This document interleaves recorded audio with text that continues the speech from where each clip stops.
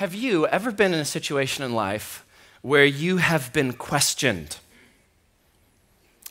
I remember when I sat down with my father-in-law, Ron, before he was my father-in-law, to ask for his blessing in marrying his daughter, my wife, Sarah. And my father-in-law is a really amazing guy. But something you need to understand about my father-in-law is he's over 6 feet tall, and he's just ripped beyond belief. He lifts weights. And on top of that, he works at a hospital. He's a medical technician running x-rays all day. And so when I went to set up a meeting with him, I need to meet with you after I've been dating his daughter for a while at that point. He's like, sure, meet me at work, at the hospital during my lunch hour. And I'm not going to lie, I was pretty nervous. It was kind of intimidating meeting him at a hospital of all places. Because I literally remember, I had myself all psyched out, and I remember walking in there thinking, okay, if this conversation goes badly, he might say no to me marrying his daughter. But if this conversation goes really badly, I might end up staying at this hospital overnight. And so I'm all nervous, and I sit down, and sure enough, he grilled me with all kinds of questions, like any good father of a daughter would do. You want to marry my daughter? He said. Well, what's your plan? My plan is to love your daughter? Wrong answer. Just so you know, young guys in the room, that's not enough for most dads, okay? And fortunately, I had brought some material and some information, and so I talked about my trajectory and my goals and my 5-year and 10-year plans for my career, and I had brought a budget that I printed out on a spreadsheet to show, how we could live month to month. Seriously, so we crunched numbers, and he asked me all kinds of really hard questions. But how about you? Have you ever been in a situation in life where you've been really questioned by somebody, maybe for a job interview or a first date or a presentation at work, maybe a fundraising pitch for a startup or something like that. Maybe even it's been a conversation about Jesus or the Bible with friends or some coworkers that really grilled you with some questions. And one wrong answer and this whole thing could go sideways. I don't get the job. She doesn't go out with me again. You don't get the promotion. That feeling where you can kind of cut the tension with a knife as people are questioning you. Well, that's basically the context for chapter 12. Jesus is being questioned at this point by the religious leaders in front of everyone. And remember, at the beginning of the chapter, Jesus basically threw a grenade into a beehive with his whole parable of the vineyard, which was a scathing indictment of the religious leaders at the temple in Jerusalem at the time. And when Jesus gave that parable, it was public, which means that from that point on, Jesus is a marked man. The religious leaders are furious. The religious leaders want him dead, but they can't just up and kill Jesus outright themselves. They have to find a way to entrap Jesus and either get Rome to arrest Jesus and hopefully crucify him, or get their own Jewish people to reject him in thinking that he's not the kind of Messiah that they want or that they're looking for. And ideally, they could get both things to happen if they could just back Jesus into the right corner and ask the right questions to expose him for who he really is in front of everyone else. And so they start to question him, which, by the way, is a bad idea. Never challenge Jesus to a game of wits. You will lose. Just a general rule. And so first, the Pharisees, they come with this loaded question, Jesus, is it lawful to pay taxes to Caesar or not? To which Jesus gave the brilliant answer that we looked at 2 weeks ago, where Jesus says, give back to Caesar what is Caesar's, and give to God what is God's, which is essentially the theological equivalent of kung fu. Okay, Jesus is really, really good. Jesus won, the religious leaders 0. But next, the Sadducees come, this time, with yet another hot button question of the day. Now, before we get into the text, a little bit of background on the Sadducees. In the first century, the two major sects of Judaism were the Pharisees and the Sadducees. The Sadducees were a group of priests who were in and around Jerusalem at the time, who were known for being well off, affluent, and well educated.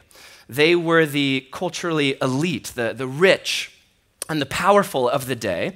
And theologically, the Sadducees only believed in the Torah, or the books of Moses. They only believed that the books of Moses, the Torah, were inspired by God, which is the first 5 books of our Bible, Genesis, Exodus, Leviticus, Numbers, and Deuteronomy. And because of that, they didn't follow the rest of the Hebrew Bible, what we would call the Old Testament. And because they only believed in the first 5 books of the Bible, because of that, they didn't believe in the resurrection. Because the Torah doesn't say very much at all about the resurrection. If all you had was the first 5 books of our Bible, the odds are you would think this is all there is. You live, you die, and you're done. For example, here's a writing from around the time of Jesus from a book called The Wisdom of Solomon, which isn't in the Bible. It's from the Apocrypha, but this pretty much sums up the worldview of the Sadducees at the time.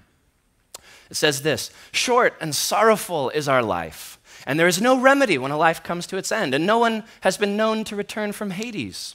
For our allotted time is the passing of a shadow, and there is no return from our death, because it is sealed up and no one turns back. Come, therefore, let us enjoy the good things that exist, and make use of the creation of the full, as in youth. Let us take our fill of costly wine and perfumes, and let no flower of spring pass us by. Let us crown ourselves with rosebuds before they wither. Let none of us fail to share in our revelry.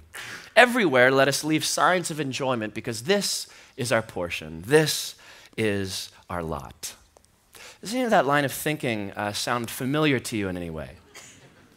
This is basically the ethos of Portland, Oregon. This life is all there is. So live it up. Let's make the most of it. Let's make money, eat really good food, drink really good wine, buy a bunch of really cool stuff, enjoy culture as much as possible, and not really think about the future, because right now is all that matters. And understand, not just in Portland, but this is essentially the worldview of secularism as a whole. And this line of thinking has been around for a long time. So, why do the Sadducees ask Jesus about the resurrection of all things? Here's why. Resurrection was a dangerous idea for the first century Sadducean, and it was dangerous for them on 2 levels. First, resurrection meant that Israel's story would not end with them being in slavery to another nation, like the Romans. The very first passage about resurrection, that's blatantly about resurrection in the Bible, is in Ezekiel 37, which is that whole valley of the dry bones, bizarre vision. And at that time of that vision in Ezekiel, Israel was essentially dead, so to speak. They were in exile in Babylon. But Ezekiel said that Israel, as a people, will come back to life.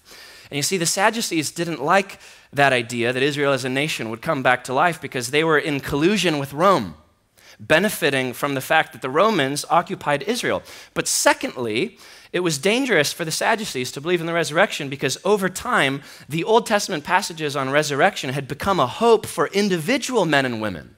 All kinds of Hebrew men and women who, in reading the Bible, saw, hey, we're going to come back to life after we die. And people who believe in the resurrection are way more likely to do stuff that is risky and dangerous, because they believe that death is not the end. And so they're more likely to do risky, dangerous things like perhaps going to war with Rome for freedom, because they believe that if they get killed, well, it's okay, death's not the end, they'll come back to life. So it gives people like this courage to fight or to muster up a revolt. So here comes Jesus, and he shows up teaching about the resurrection, okay?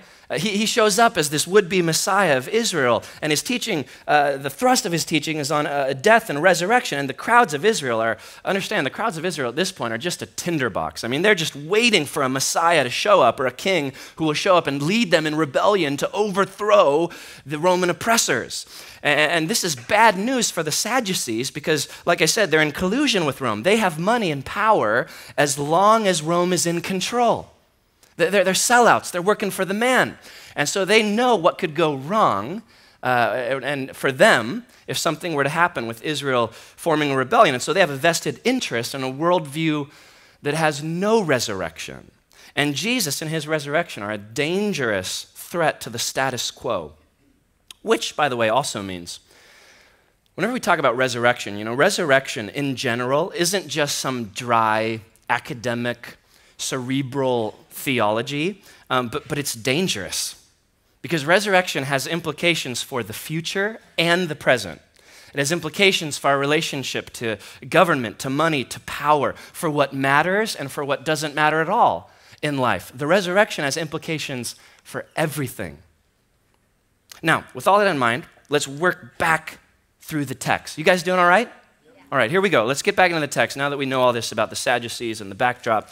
Look at verse 18. It says, "Then the Sadducees, who say there is no resurrection, came to him with a question. 'Teacher,' or rabbi, they said," which is passive-aggressive at best, "Moses wrote for us that if a man's brother dies and leaves a wife but no children, the man must marry the widow and raise up offspring for his brother."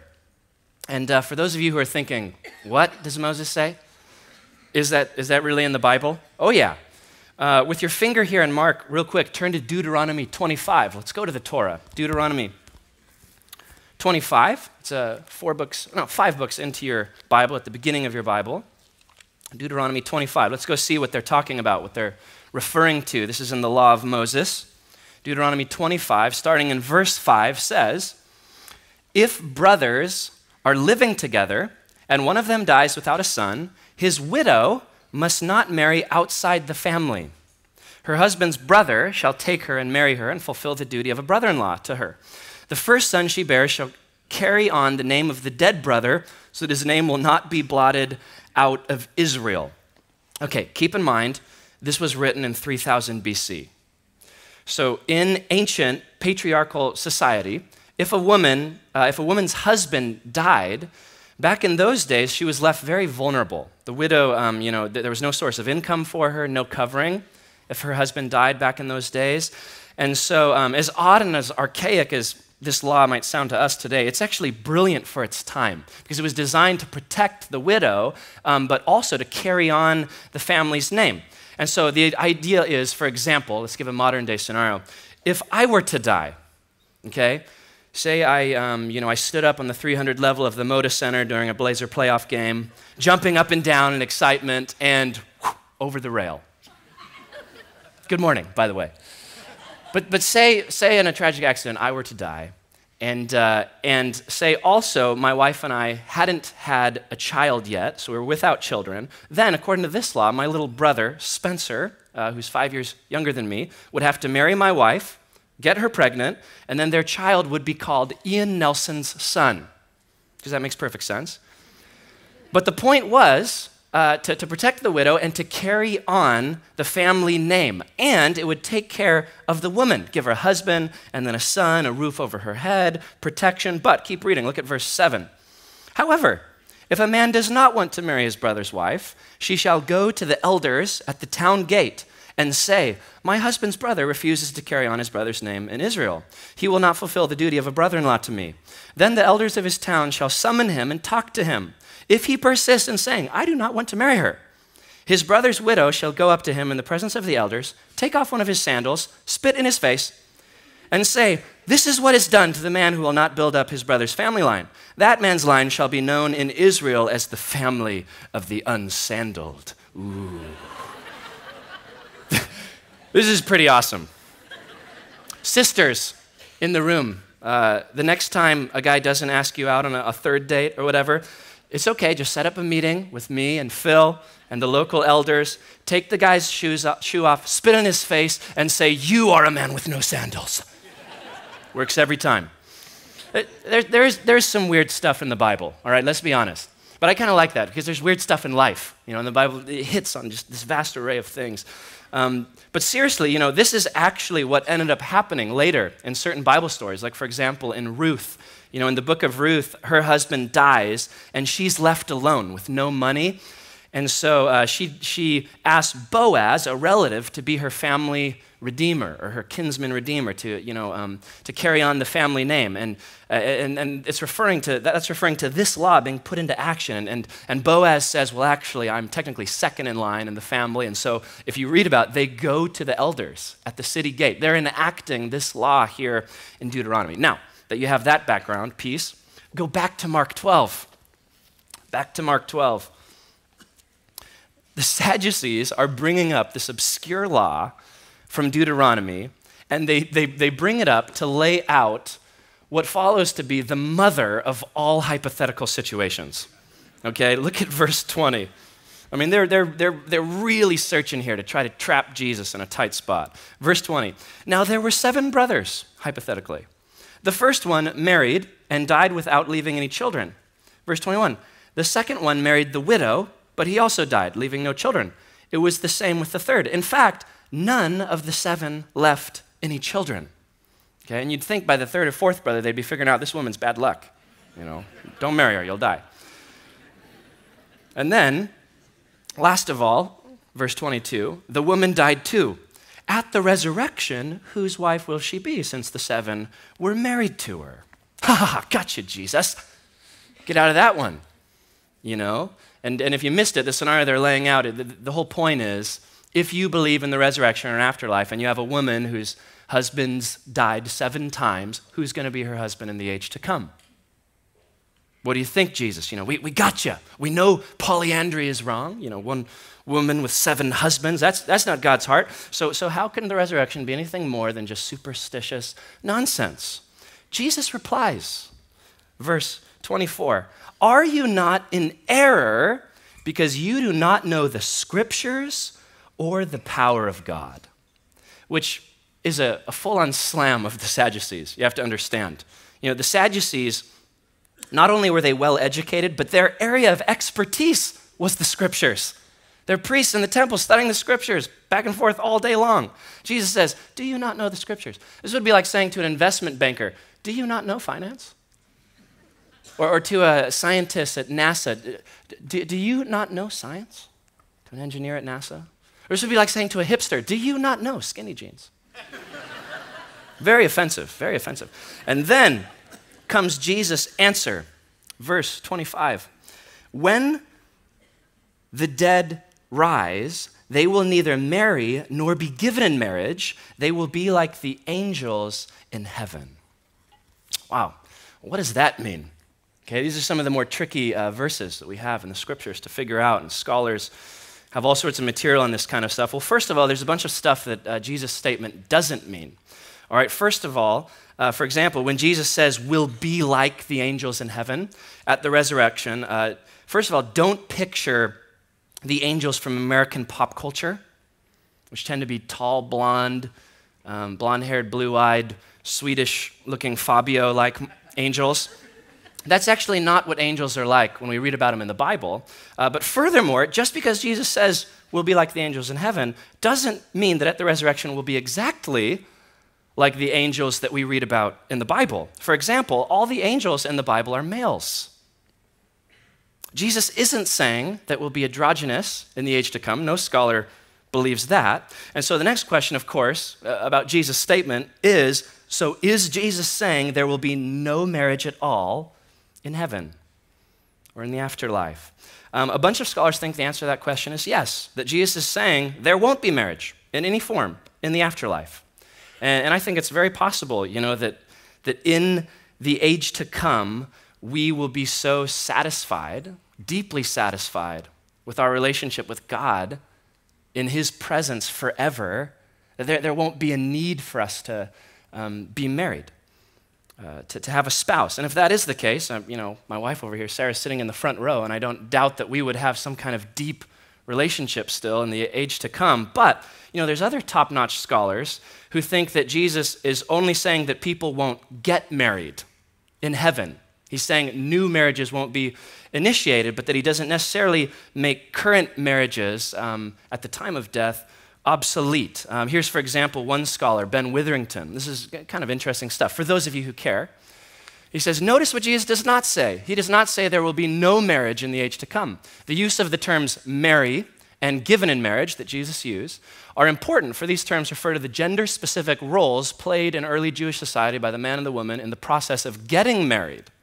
The men, being the initiators of the process in such a strongly patriarchal culture, marry, while the women are given in marriage by their father or another older family member. Thus, Mark has Jesus saying that no new marriages will be initiated in the eschatological state. This is surely not the same as claiming that all existing marriages will disappear in the eschatological state. Jesus then would seem to be arguing against a specific view held by the Sadducees about the continuity between this life and the life to come, a view involving the ongoing practice of levirate marriage.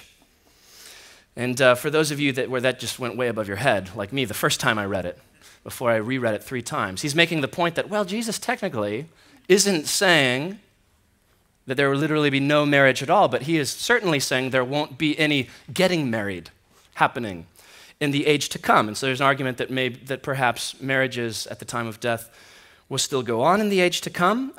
I personally love to think that my wife and I will be married in the age to come. I really like the idea of that, but I think you could make a case scripturally either way. You know, I think of my grandmother, Mimi, who I mentioned last week if you're here at the 8 a.m., she's 92 and she's just rocking it. She's this amazing woman. She's been married 4 times in her life and she's never been divorced. All 4 times she's been widowed, and right now she's a widow. And you know, the question is, at the resurrection or in the age to come, who's going to be her husband?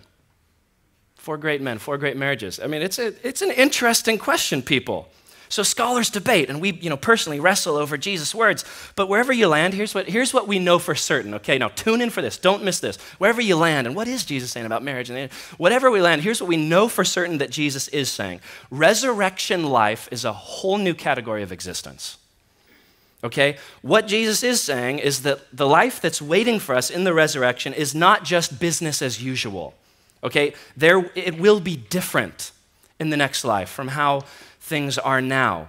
When you read the Bible, the resurrection is depicted as an entire overhaul and renewal of our physical bodies and all of creation as a whole. And life now is just a shadow or a glimpse of that coming life in the age to come.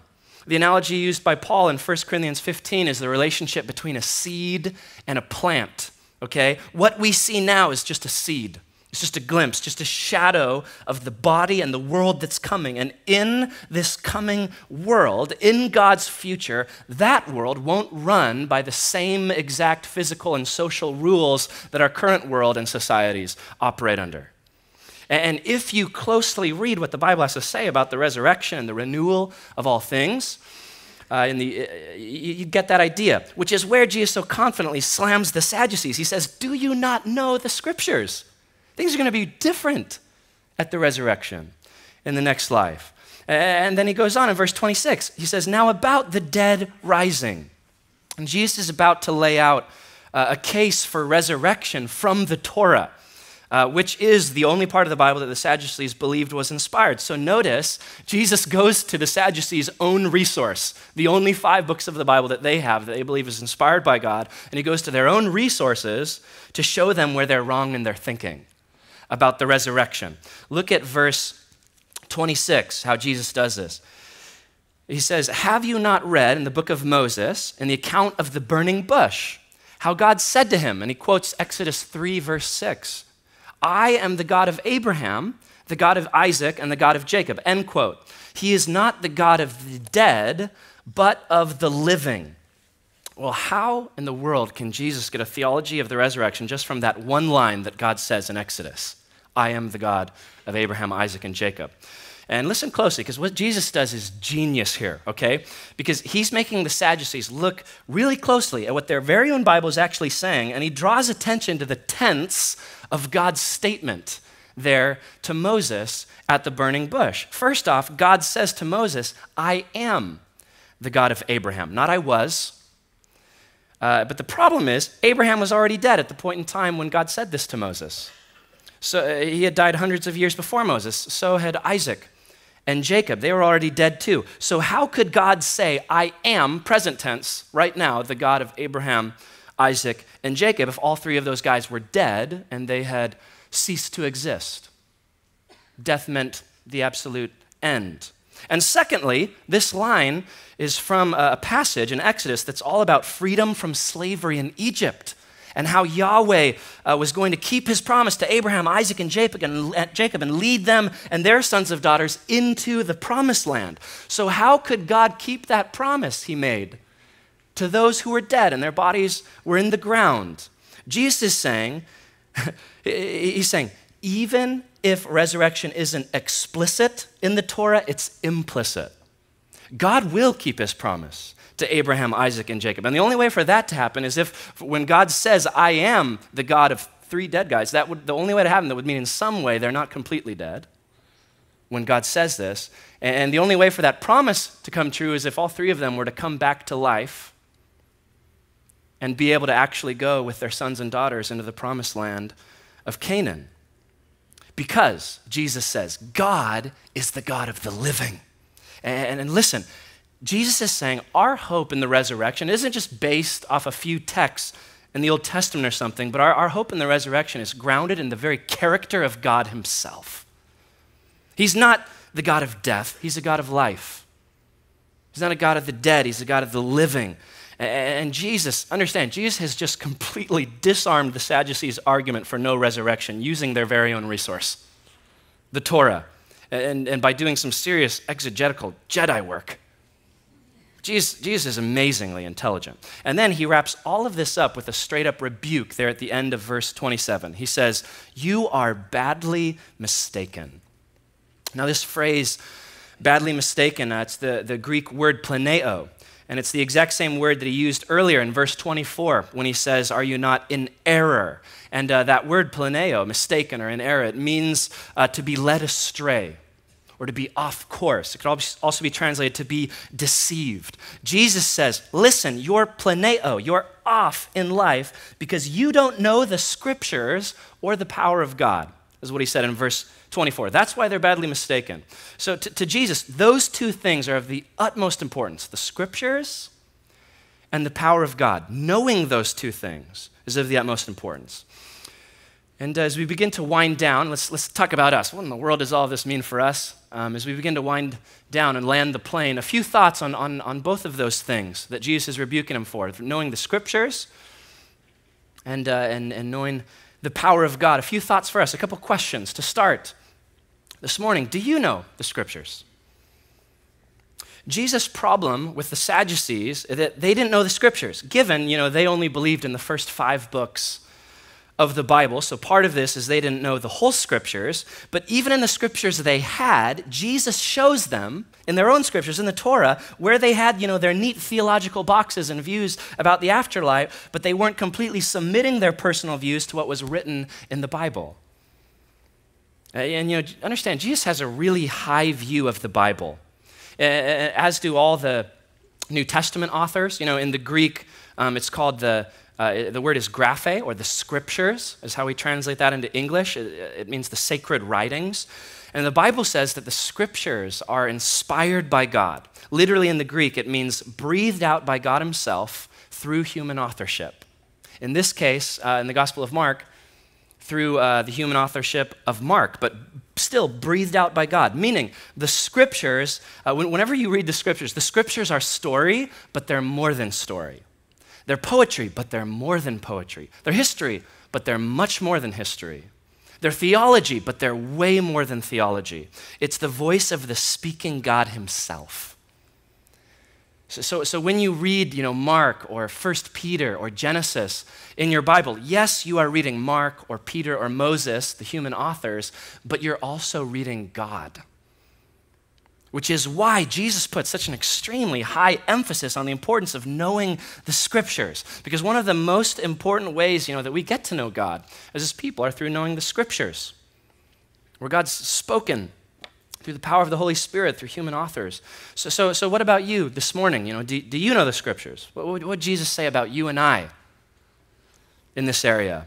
And when I say that, of course, none of us could completely know the scriptures inside and out. The whole Bible. One of the most amazing things about the Bible is that we could spend our entire lives reading this thing and still be learning and still be spoken to by God every single time, because it isn't just a book. It is the voice of God. But just like the Sadducees, I wonder how many of my opinions and my assumptions and my personal views and takes on things and my preferences in life need to be reevaluated in light of the words of the scriptures. There's always more for me to learn, always room to grow, always parts of me that need to be challenged and changed. And you know, how high of a priority is reading and knowing the scriptures right now in your life? You know, it's crazy to me. There's lots of people who've been following Jesus for years even, who have never read the whole Bible from cover to cover. And I understand that there's some hard stuff to read in the Bible, but you're telling me you're basing your entire life and future on this book. Do you read and study the scriptures in your own life, to hear God's voice, to know the scriptures? And this isn't some guilt trip this morning. It's not about how much you read or memorizing or whatever. But understand, following Jesus at the core, to follow Jesus means that following Jesus is all about every day, every week, getting your life to sync up with what God is up to in the world. What ways can you grow in knowing the scriptures in your own life? Do you have a regular rhythm for studying the scriptures, growing in your knowledge of the scriptures right now? Right now I start my day by reading a chapter or two at the breakfast table each morning out of my NIV. For those of you who like smartphones a lot and you like apps and all of that, I really recommend the YouVersion, which is a Bible app that has all kinds of different options for Bible reading plans right there on your phone. That's helped me to stay on track at times in the past. I've used some of those Bible apps and the Bible plans. My wife likes to use the journaling Bible. You can get those Bibles with, some of you have them with wider margins on the side. For some of you where it helps to jot some key things down, make some notes right on the side of your Bible as you're reading through them on your own. But the point is, find what works best for you and find a rhythm that works best for you. When I was in college, I read the Bible consistently at nighttime for a long season in college before I went to bed, because in college I didn't go to bed till 2 a.m. every night anyway. But now I do the mornings because I have a kid and a job and a life and all of that. And so I wake up and I read the scriptures. But do what's best for you. In order to be learning and to be equipped and to be challenged by the scriptures, we have to have a discipline of regularly reading the scriptures. And the point is, guys, God wants to speak to you. And he can all the time through the scriptures. He wants to speak to you and give you direction and leading in your life. And you can find it in the scriptures over and over again. Are you allowing time for that in your life? Are you in the scriptures? For some of you, maybe the next step would be to sign up for one of our House of Learning classes. Take a class on theology or hermeneutics or whatever it might be to help you know the scriptures better. Are you seeking to know the scriptures in your life right now? How can you be seeking to do that? But secondly, do you know the power of God? Jesus says the Sadducees, you're in error because you do not know the scriptures or the power of God. And the word for power there is the word dynamis in Greek. It speaks of this raw, explosive, nuclear kind of power. And if you trace, the origins of the word way back into the scriptures, it also refers to a creative, life-giving Genesis 1 kind of power. When you read about God's power and trace God's power in the scriptures, what can God do? Answer, anything. Anytime, any place, anywhere. This God can do anything. He's an all-powerful God that we read about in the scriptures. There's no limitations to God's power, none. Have you ever experienced that kind of power in your life? And I'm not talking about some, religious thing where you come to church every week and you read about this power and you hear stories about this power, but have you actually experienced the power of God at work in your life? Have you seen him change your life? Have you seen victory over sin or bad habits or addictions or patterns in your life? Do you believe in the resurrection? Do you believe in the future of God? Have you put your faith in God's power to save you? And is your future hope and one day being with Jesus when you die?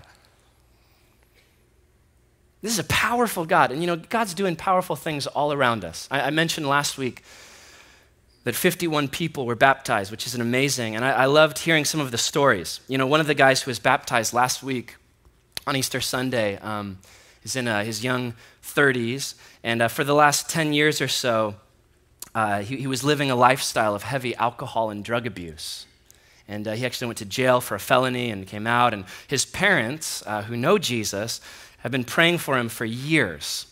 And for a matter of fact, last year at the Women's Night of Prayer, his mom, who goes to our church, was at the Women's Night of Prayer, and all the women were being encouraged to pray impossible prayers, to make an impossible prayer to God that night. And his mom's prayer a year ago at the Women's Night of Prayer was for God to save her son and change his life, because at the time that she prayed that, that was her impossible prayer. It seemed impossible. He had been so far from God. And last week, he came forward and got baptized. And you should have seen this guy, just tears just flowing down his face. This guy's hungry for the scriptures, wants to be in community, in the church. I mean, God's rescued him from addictions. He's experiencing the power of God in his life. And his parents are experiencing the power of God because they've entered into praying for him and seeking God for that power to work in their son's life over the years. And you know, guys, God's doing stuff like this all the time. We could go on and on about stories about people who are getting healed in our prayer times here at the gathering of cancer, crazy things happening all around us.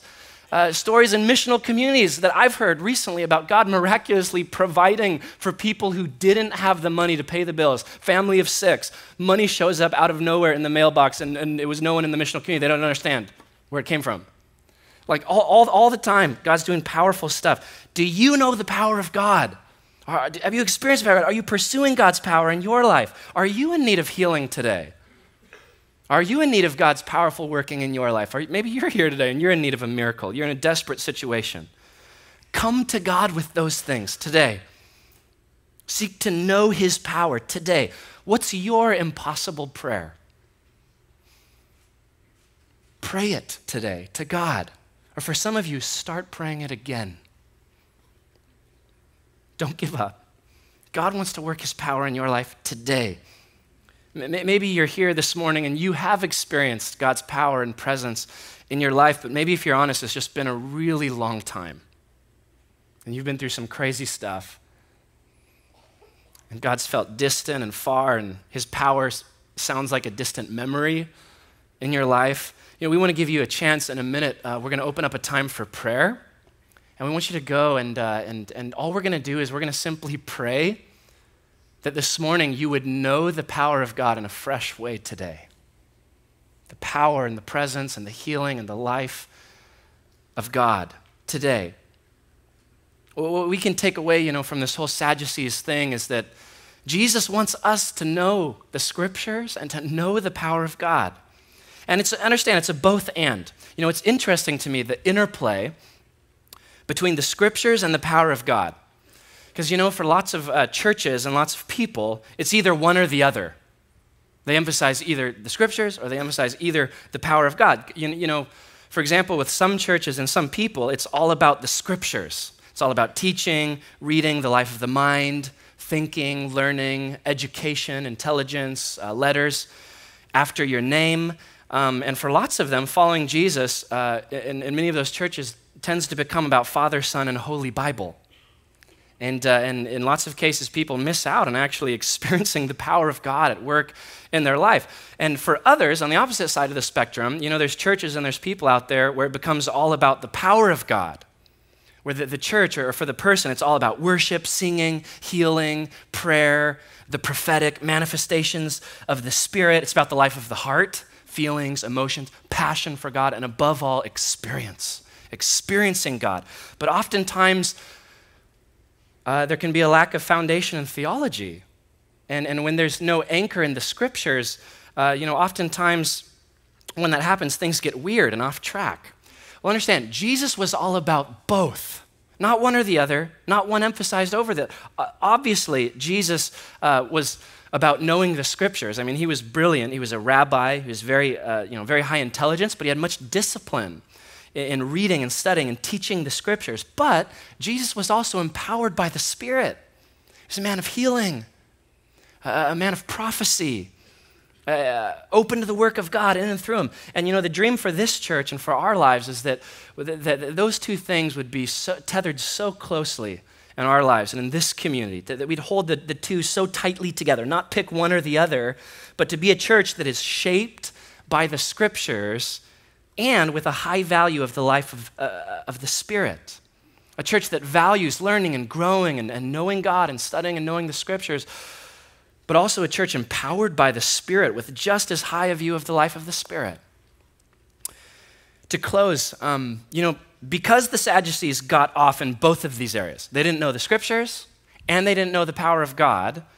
Because of that, they got off in how they thought about life, particularly how they thought about the future, the resurrection. And this is behavioral psychology 101. There is a direct correlation between how you think and how you live.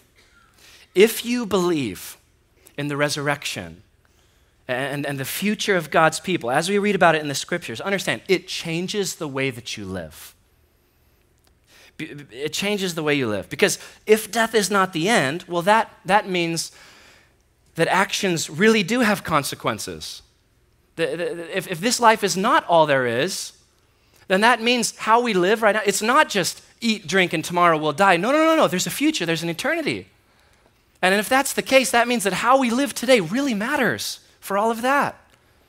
And it really influences how the way we live if you believe about God's future. And if death is not the end, well, that changes all sorts of things in our lives. For starters, it means that all sorts of things that we chase after and try to cling to so tightly in life, things like money and possessions and status, many of those things aren't going to stick around forever. And so you rearrange your priorities, and it sets you free from things like greed and discontentment. It allows you to be more generous with what you do have in life. And if you believe in the resurrection and a future for God's people, it means that you can live a lifestyle and a faith that's more dangerous because death is not the end. It means that you can have a faith that's a lot more risky, or at least a faith that's a lot less comfortable.